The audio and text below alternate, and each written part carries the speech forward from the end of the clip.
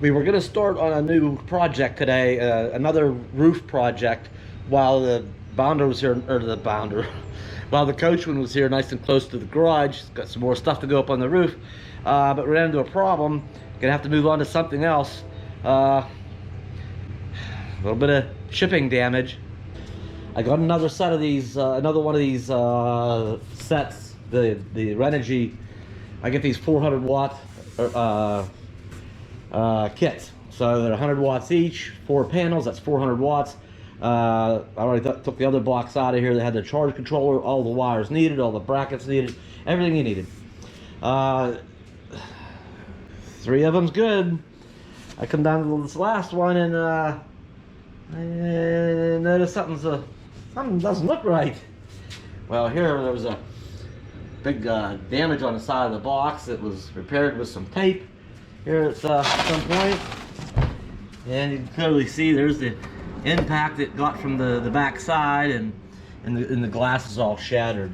So I'm going to just package this all back up, click on the return thing and say the product was damaged. Probably schedule a UPS pickup for it. I believe that's a free option, and we're gonna send this kit back.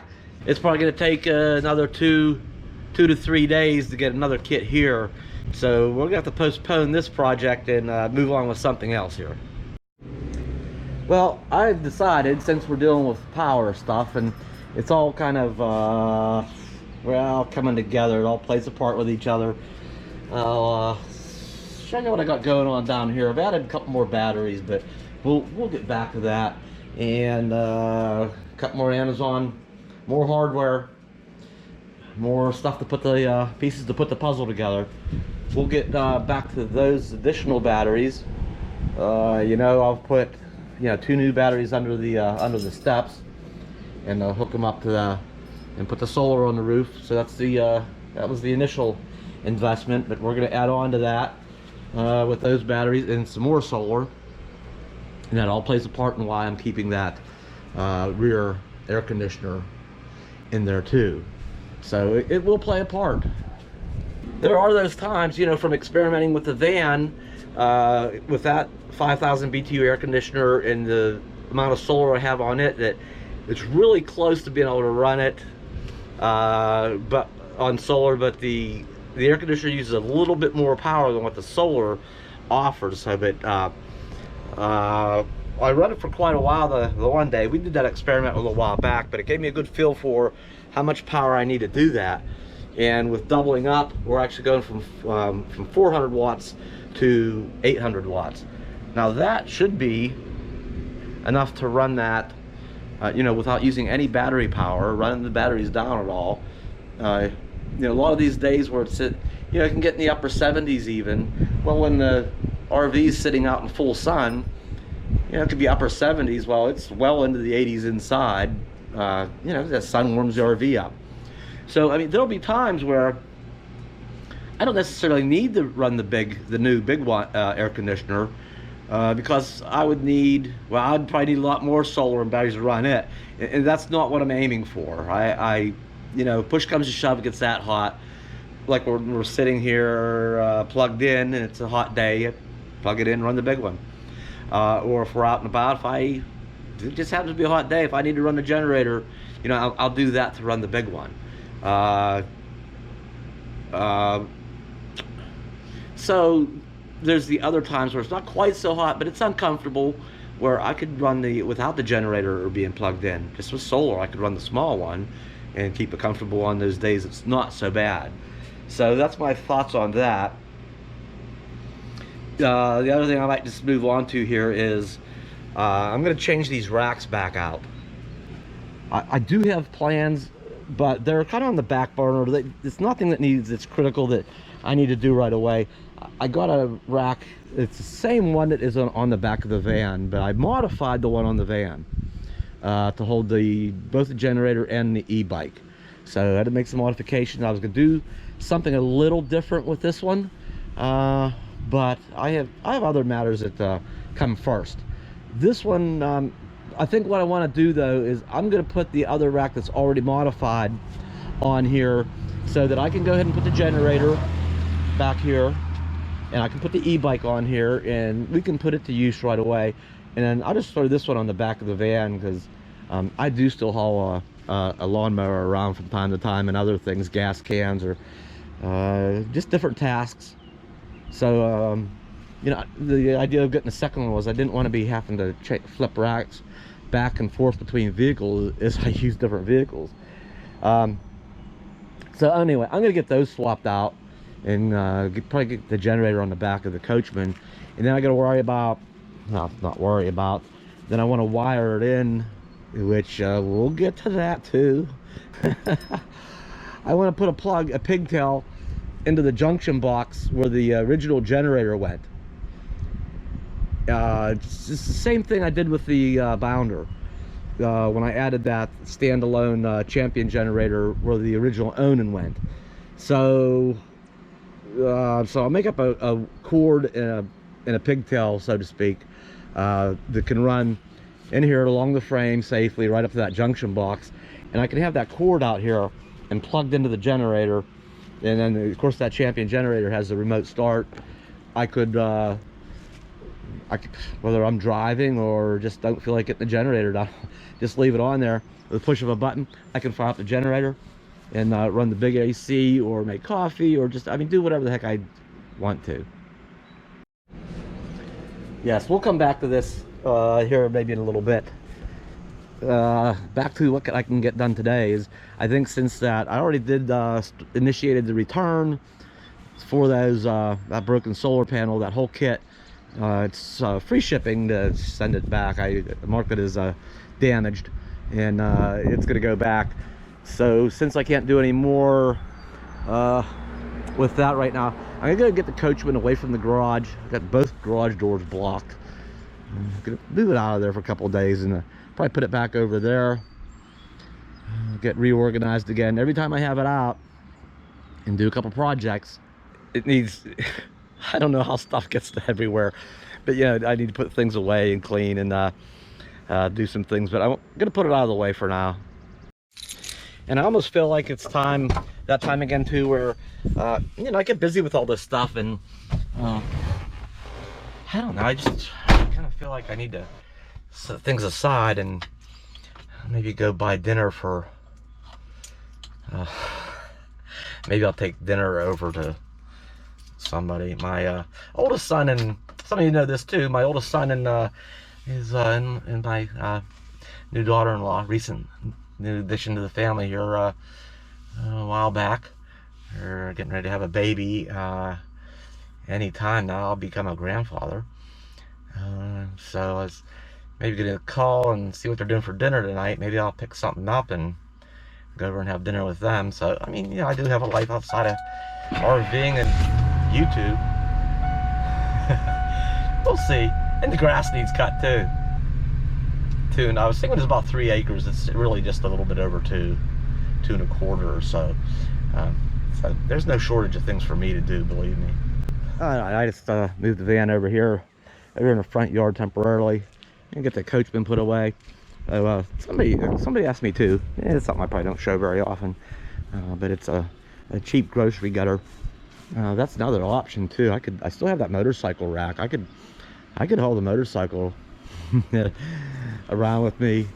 That might not be a bad idea either. You know, go out camping somewhere if you want to run to town, or go exploring, or just get some groceries, or go out to dinner or whatever. Just unloading the 2019 Kawasaki Versus 300X, 300 cc's. For 300 cc, it really goes. But I used to haul this around on the back of the Bounder. The Coachman is is very capable of hauling it as well. So, but then I'd have to make a choice between the motorcycle or the generator, because the motorcycle rack, there's no room for a generator on the motorcycle rack. So maybe, who knows, maybe I'll just, once I get all the rest of the solar up there and see how that gets going, maybe I'll just do without a generator completely. It's all stuff I kind of got to get a feel for, and get it hooked up. And exercise it and see how things go. But yeah, that's my motorcycle. All right, I'm gonna get the coachman put away for now, and we'll go from there. That's it. Just running up on a little generic ramp I kind of put together with some 2x10 hunks, a 2x10, and such a little landscaping timber hunk that acts as a wheel stop so I don't drive off the end of it. Ends up pretty level right here. And gonna plug the cord back in here, turn the air conditioning back on. Now, there's a couple things I learned from having the previous RVs. Obviously, I learn something new all the time. From the Bounder, learned a few things there, that's for sure. And the its predecessor, the Tioga. I really like the Tioga, but we won't get into why that's gone. Something I figured out. I mean, in some ways, the Coachman is similar to the Tioga, in that it also had the generator bay back here underneath the bedroom. So, and it also was empty. But in the case of the Tioga, I mean, back in the 80s, you know, the generators weren't really standard equipment. They were an option, and you could tell the plumbing or the wiring and the hookups, everything was there for it. It was just never installed. And it was set up to where if you wanted the optional generator, dealer could put it in there, hook it up, and it was that easy. Well, the Coachman did. There's evidence that it did have a generator at one time, and it's been removed for some reason or another.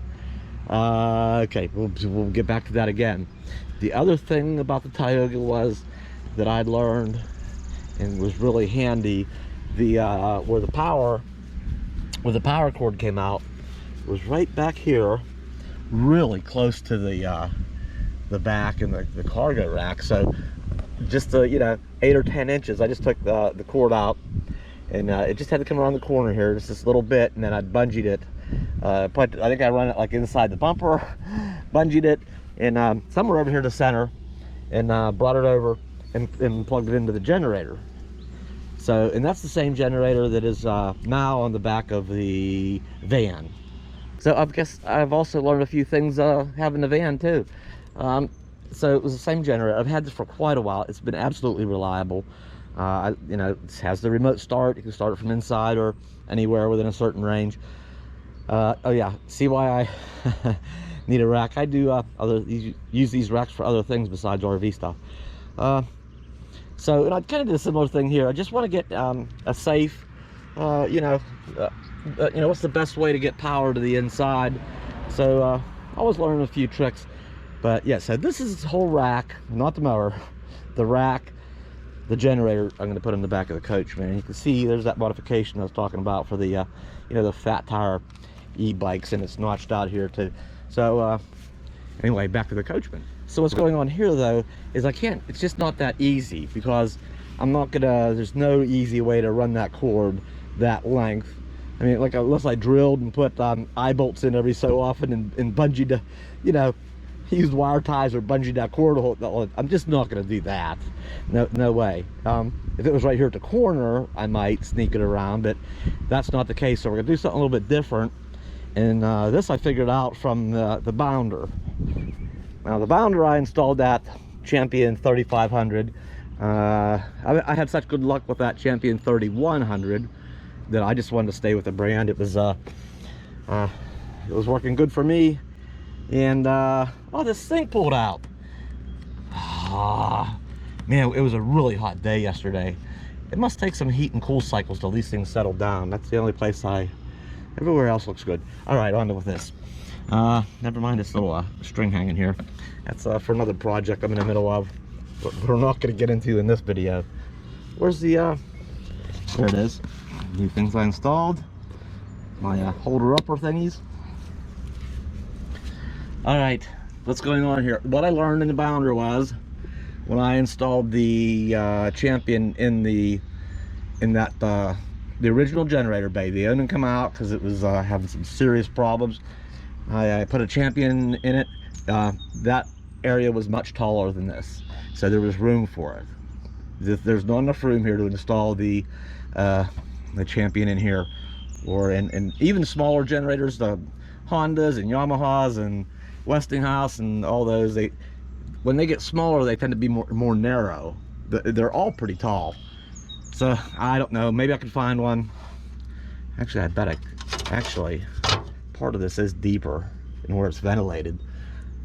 Okay, so it's not out of the question. It could happen someday. But back to what I learned. Okay. And this is just a little generic setup. Just to get it in here and kind of get things configured and figured out and some hooking up. I will put some better reinforcements in these little angle things. All right. That junction box back there. All right, when there was a generator in here, they had to wire it into the system, and there it is. Those are the wires that go into the circuit breaker board, the electrical entrance in the inside. So what I did with the bounder was, then I'll show you the shoddy work somebody else did again. You know, the proper way to do this is to run a cord in through the side. There's a proper clamp. You know, the cord comes in, comes out, you make the connections, and then you tuck them all up in, and you put the cover on it. There's no cover, so that all that's in and secured, and then the cord is secured with a kind of a cable clamp thing comes out here. So what happened was somebody just ran some direct bury cable. I'll show it to you in a second. They just ran it loose up here and wire nutted it. Didn't bother securing it, so it's susceptible to vibration and flopping around and stuff, and which could make these work loose. Well, we don't want our connections working loose. We want stuff done proper and secure and safe, right? Right. So anyway, that's how I hooked the Champion generator in the bounder up to the integrated electrical system of the bounder. We did it the safe, good way. Now, right. And I'll get into more of how this is configured and what goes where and all that whenever I get the solar hooked up and the charge controller will come down and make those connections. We'll get into how that's tied into the other batteries. We'll kind of review that system when I get to that. Now, here's what was hooked up in there. All right, you know, it's just the what they call ready bury. I believe that's what it's called.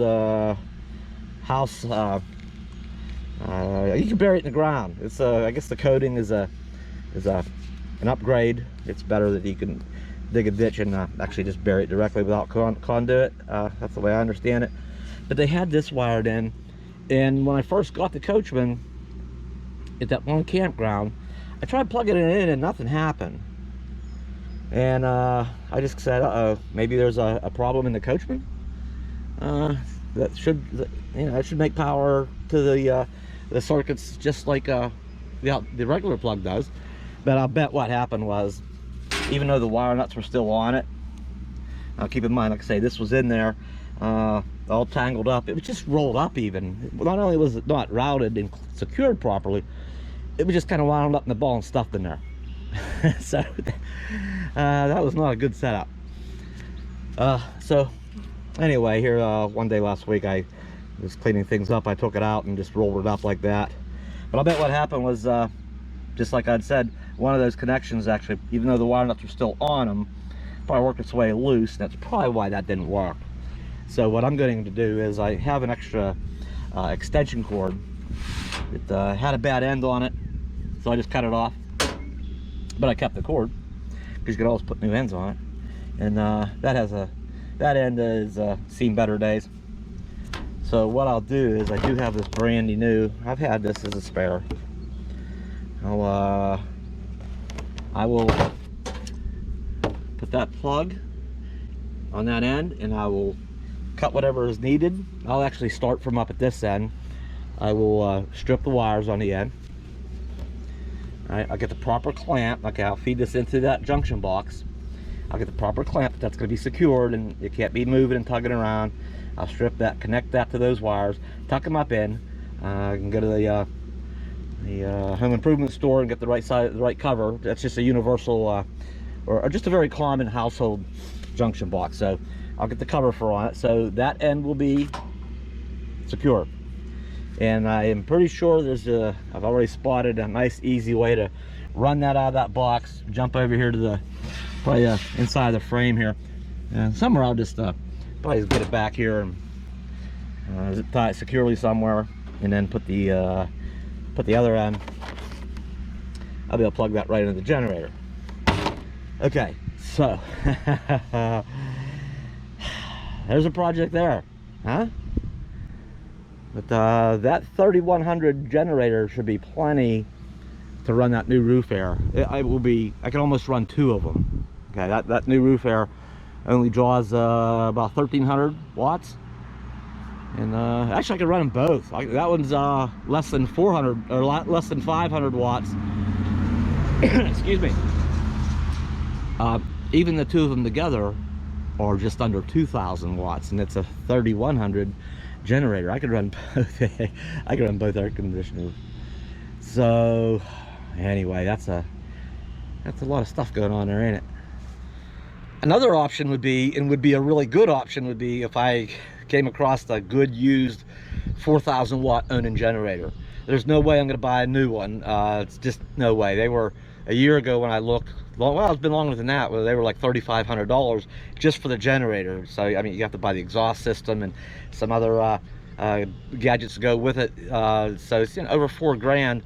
And now some time's passed, and you know, prices have gone up lately. It's probably well over $5 grand now. I'm not going that way.